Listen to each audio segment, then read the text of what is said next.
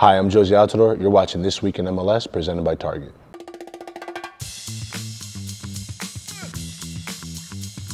Look at us, getting love from Josie Altador. He's a big star. He's a big deal. So big is deal. Toronto. Yeah. So is Toronto. Big 4-1 win over Portland this weekend, and they are scary. They are the real deal. They really are. Big game against Chicago coming up this week. I know, that's going to be very interesting. Supporter Shield implications. Chicago's kind of slipping a little. Guys, welcome to This Week in MLS, presented by Target. We've got a lot to get to today, my friend. So I'm going to tee you up this time and let you go first with your Twim takeaway.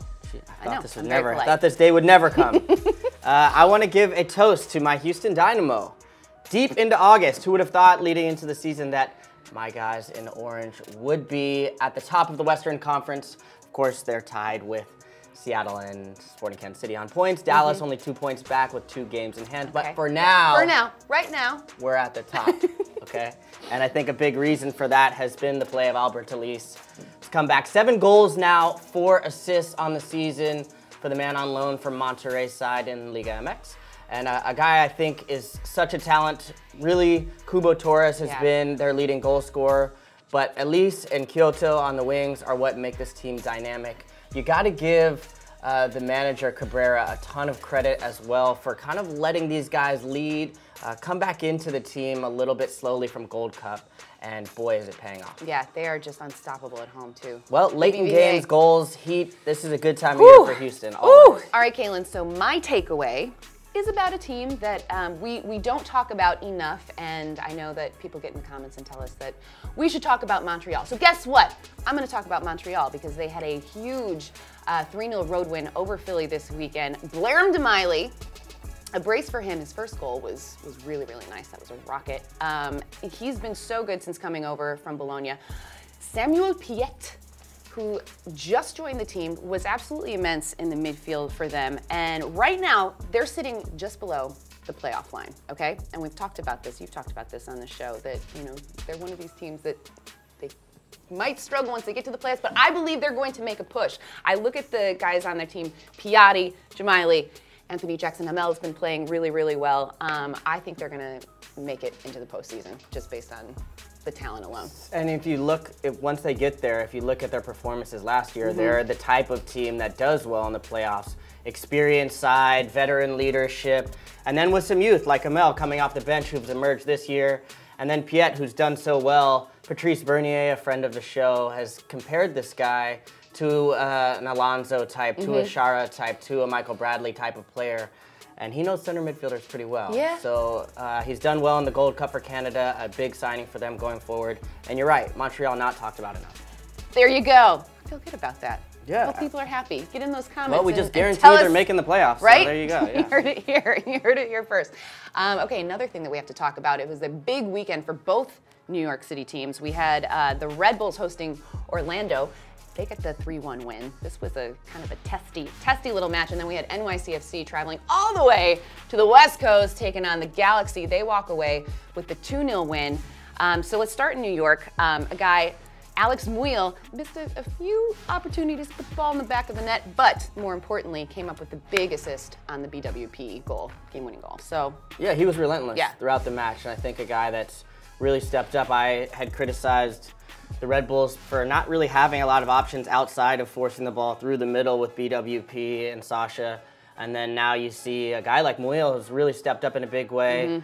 Royer has stepped up well over the last couple weeks. Yeah, hopefully he'll get better soon. Now we need to get him back. Yeah, absolutely. But I think he's been fantastic. And then BWP does what he does best. You know, they've changed the formation a little bit, added some more numbers in the midfield, have allowed BWP to stay further up the field, do what he does best, get in the goal, score, get in the box, score goals, and that's what he did. Yep, they're right up there. They are right up there. Okay, so then let's talk about what happened out in LA.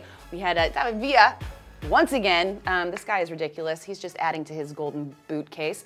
Jonathan Lewis scoring his first MLS goal, which is very good to see. But it was Sean Johnson, really, who came up so big for NYCFC in this one.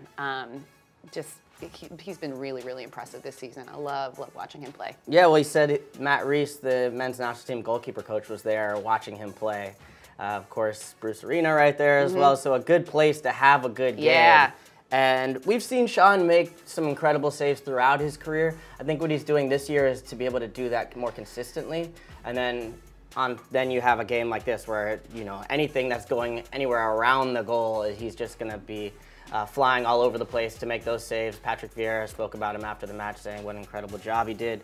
And yeah, of course, it also helps to have the balance of veterans like David Villa, who you give him an inch, he's deadly, and then the young buck, Lewis, who steps up as well. He's been really bright for them over the last part of the season as well. So also, let's talk about LA for a quick second. Ziggy, now in charge, he had some interesting things to say in his post-game press conference, Calen. Yeah, he's basically said he didn't have a forward. He needs a forward. He kind of called out Jossie Zardes, saying, hey, he was invisible the first part of the game, or anonymous, whatever the word was. Let's just let Siggy take it from here. Siggy, you tell him.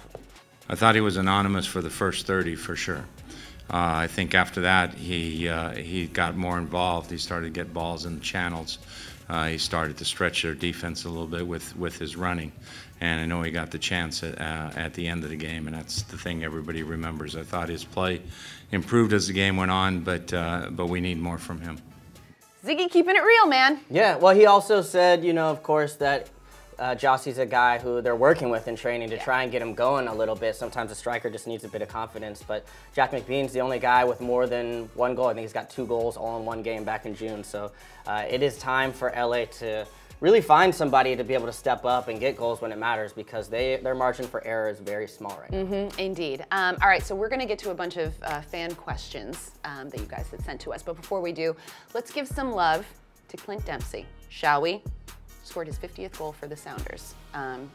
They get the 1-0 win over Sporting KC, and Seattle is, as a couple 50 goals this week. Right up there. There was just a little bit further south, Portland Timbers. Portland Timbers, yes. Diego Valeri, 50th goal as well. Oh my gosh, I feel like he's done that. He's done that quietly. I mean, like, you know, like it's 50 goals for Diego Valeri. That's a lot. How long has he been in this league? Like, geez. 20 minutes. That guy, like, seriously, that's impressive. He's been around a little while, but 50 goals is a lot. Oh, well, congrats, Diego. Congrats, Clint. Yep. Good on you, good on you. All right, so let's get to some of our fan comments, shall we? Oh, we're doing some fan comments this week. Yeah, we're gonna do some fan comments this week. All right. Okay, so I did a little deep dive into the comments section. Always dangerous. Yes. But Jake Noller said, he said, remember to mention San Jose. I love this team, and they're making a statement, and I think they're serious contenders for the playoffs. Okay, so we already talked about their game this past weekend. They lost 3-0 to Houston. San Jose is a team that they've got some really amazing young players, guys like Nick Lima and Tommy Thompson, but they've lost 9 games away from home. Like, they cannot win on the road. And for me, like, that is something that absolutely has to change if they're going to find their way. Well, it'd be fine if they were better at home. I mean, Houston has been terrible on the road all season. I think 1 win all season, and you know, really just haven't been able to put it together. But you see their home form. Right. You know, so they're top of the table in the Western Conference. You don't have to be good on the road in MLS to be successful, but you do need to protect home court. They haven't been able to do either, frankly. I almost see no way for them to make their way into the playoffs, but I think the idea with bringing Leach in is to really try and change the culture, change the trajectory here, and build for the future. All right, so last week, Leonard Kim. Hi, Leonard. Thank you for watching. Leonard, not happy about his Revs, but guess what? Have a reason to smile this week because they got the 1-0 win over Vancouver, who've been playing well. Yep, Kellen Rowe again with a nice ball in to Teal Bunbury, gets another goal. They've got a lot of different attacking pieces. We've talked about it all the time. Sometimes it works, sometimes it doesn't. This time it works. Teal steps up with a big goal, and they're right around where they always are, right around that playoff spot. And if they get in, they could make some noise, but it's going to come down to the wire for them, I think. I like it. All right, so it's about that time, Calen. Yeah? Yep. Oh. Where did it go? Did you see that? Hey. Did it. You gotta improvise sometimes. What's your, did you see that? So my, did you see that? This was something, you guys. DC United taking on RSL on Saturday. So this game, I think it was like maybe 29 minutes into it, and the skies literally opened up. I mean, it was a torrential downpour, and the scenes at RFK, I mean, water was just like streaming into the tunnels. It was bananas. And also, you know, this was... Doesn't that happen at RFK anyway? Well, a little bit. Rivers and A water. little bit. Poor sorry, DC, poor DC. But, you know, after... It was a huge week for them, right? They had all these massive signings at the deadline. Paul Arriola's debut. So it was kind of took the shine away from all of that. They had to postpone the game. They played again on Sunday. End up losing 1-0 to RSL. But yeah, those scenes there with the rain was crazy. Lindsey Simpson tweeted out, and like I was like, are you guys okay? Is everybody okay? Are you swimming? Everybody. Do you have life jackets? Yeah. What do you need? Well, you know who's okay? Who? RSL. Oh. That's right. Oh. They are now unbeaten in their last 6 matches. What is going on? Making a run. And RSL The Movement just released. Oh, nice little segue. look at That's what we call a segue in the biz. Look what you did oh, there. Hey, heads up here. Got a little excited. Calm Okay, down, calm my turn. down. Did you see that? I guess I don't have to make the noise if No, it was someone's gonna good do it. though. Okay, cool. My did you see that was Justin Meram, my guy. I know we didn't make the All-Star squad, and by we, I mean you. But you did get your 10th goal of the season. And in a big one, a 3-1 win over Fire. Was it 3-1? It was 3-1. Okay, cool. Yep, it sure and was. Chicago looking a little, no offense, I know you got the Chicago old school. I know. But Chicago looking a little suspect. A in the little back there. suspect. Indeed, they are. I don't know. NYCFC just leapfrogged them in the standing, so I'm not losing faith, but I think that they've got a few things that they need to. The one thing that worries me is in transition. Uh-huh.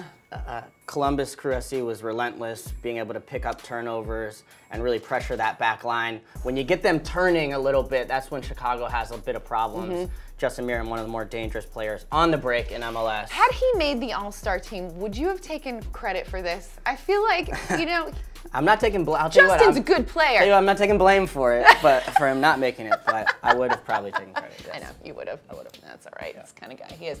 Guys, that's going to do it. Thank you so much for watching This Week in MLS presented by Target. We want to hear from you, so please get in those comments and let us know what you want us to talk about. Yes, we love the comments. We do. We really do. And we read them. We on air. We do. Occasionally. Yes. Be nice, guys. Okay? You know? Yes, be gentle. Be gentle. Yeah. We're fragile souls. We are. Thank you so much for watching, guys. We'll see you next week. See you next week.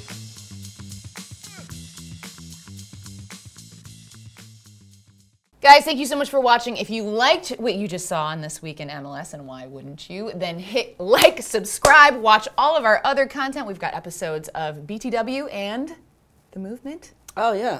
I've heard that's a good show. I've heard that's a good show. I love that show. Quality content for you guys. Check out our YouTube channel. Like, subscribe. Please like us.